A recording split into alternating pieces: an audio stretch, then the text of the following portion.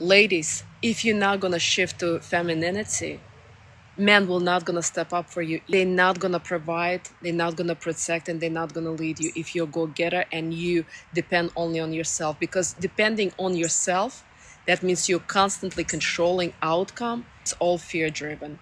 I can do it all myself.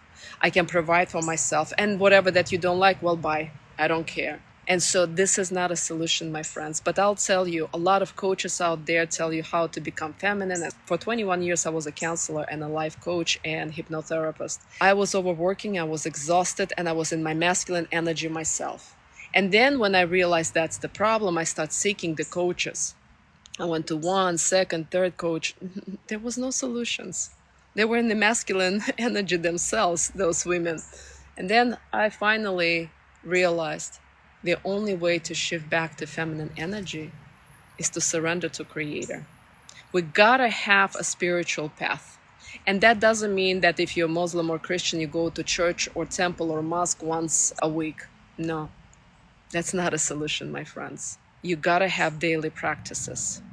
Daily practices connecting to Creator, whether it's a prayer, whether it's meditation, or whether affirmation is the lightest form of meditation. But if we don't do that on a daily basis, if we're not studying spiritual knowledge, we're going to continue to degrade. And this is what's happening in the modern society. We are degrading as women, as mothers, as husbands, and as men.